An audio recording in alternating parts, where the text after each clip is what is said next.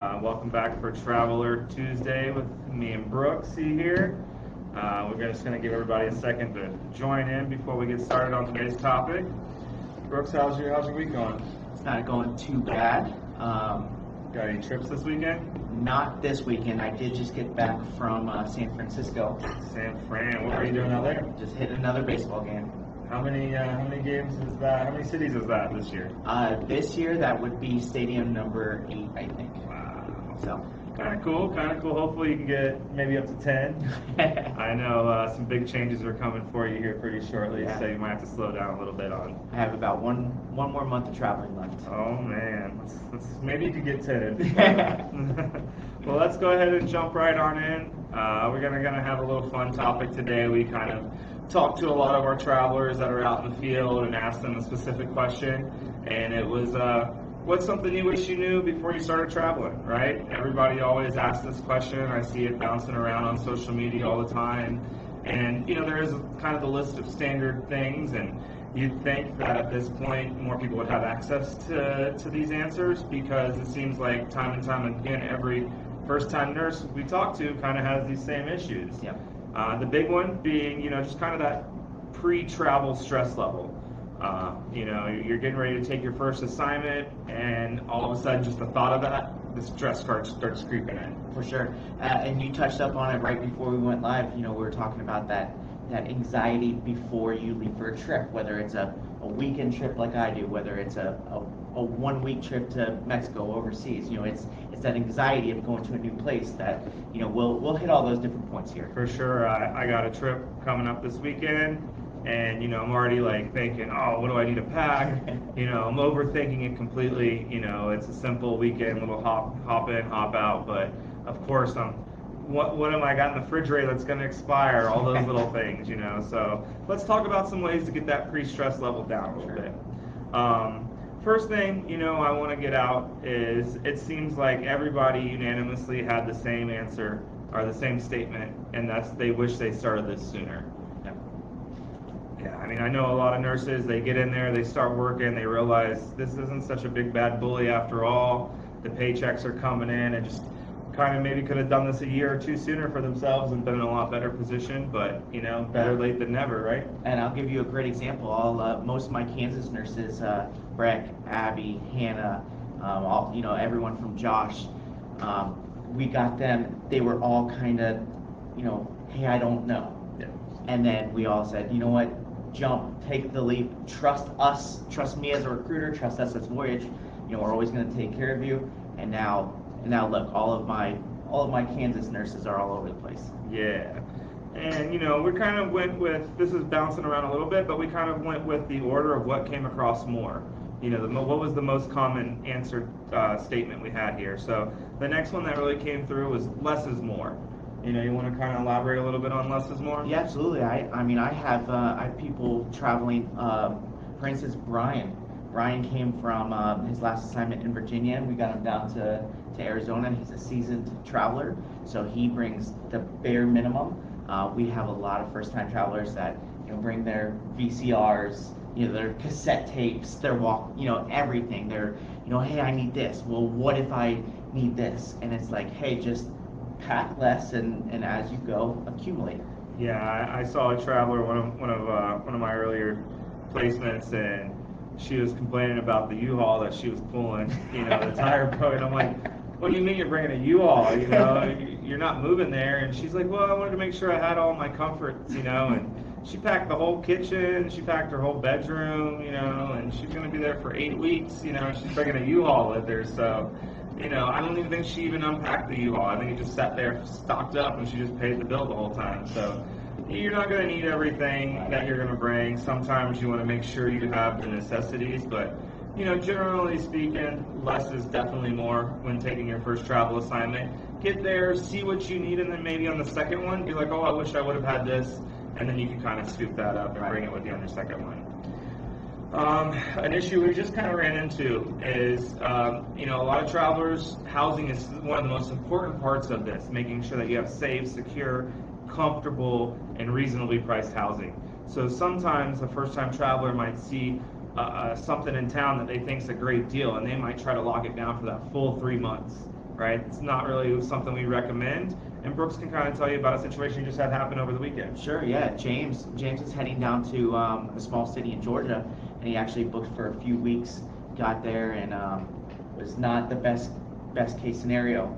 So that's why we always encourage hey, book for a night, book for a few days, just get in there, and then I will always help with research, and we after that first couple of days we find something much better. Absolutely. You might get to the hospital and there might be on the bulletin board a housing that's just for travel nurses, Right.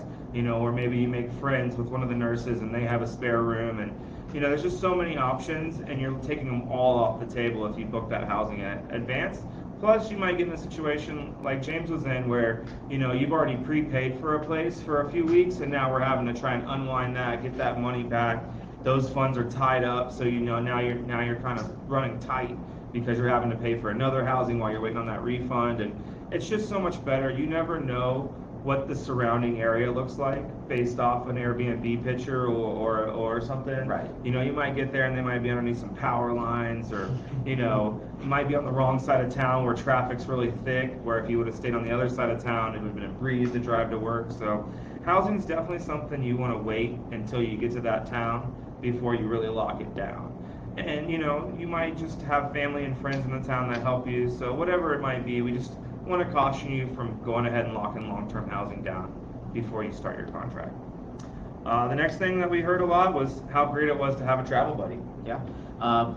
Kind of going back on the housing, the first thing I could think of is splitting your housing stipends together, or Absolutely. your housing rent. Excuse me. Splitting that, not having to pay the full price of housing, that really makes the contract a much more lucrative option for you.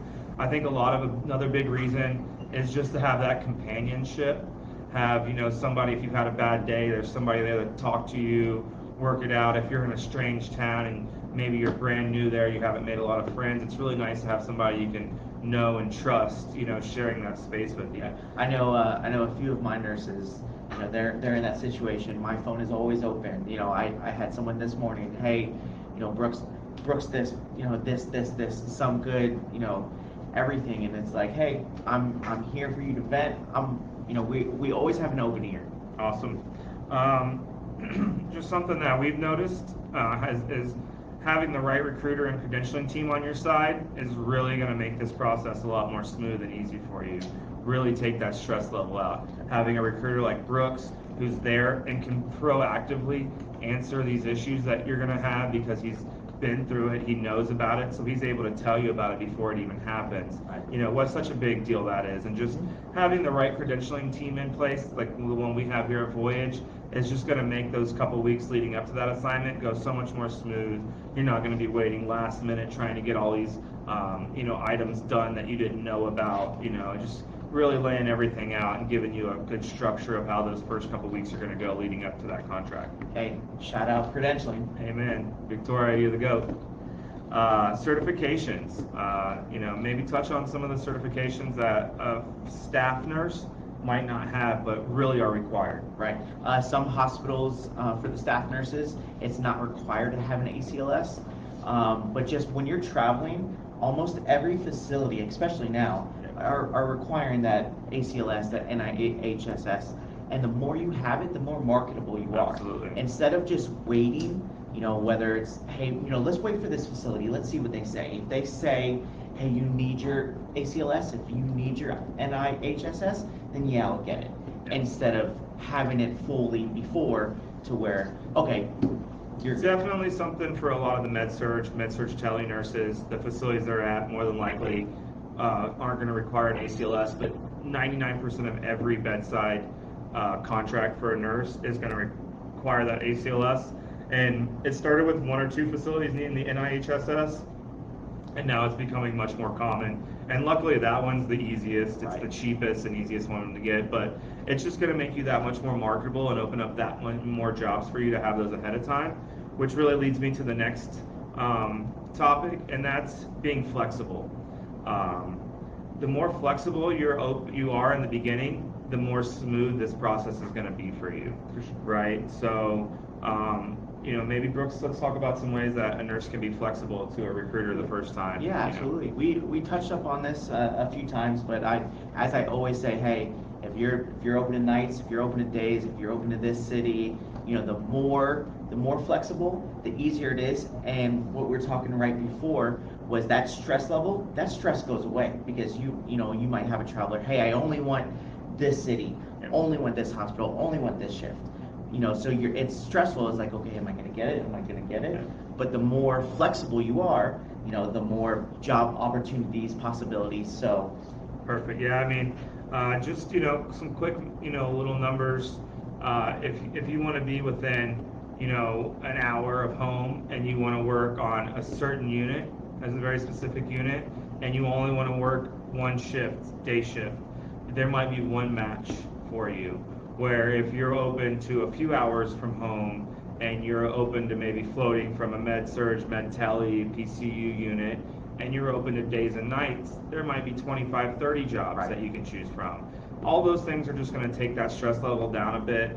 A lot of people, when they make the decision to travel, it's now I'm going to travel, and I expect to be traveling within the next month. And that's very feasible if you're flexible and open. The more restricted you are, the more restricted the jobs are going to be. That's pretty much everything for us today. Appreciate you joining in for Traveler Tuesday. If you have any questions, comments, if you have anything that we think you missed that we could add for the next one, go ahead and drop it in the comments. And if anybody's looking for a great recruiter to take some of that pre-stress away, Brooks McKenna is your man. Appreciate y'all. Have a wonderful week, and we'll see you next time.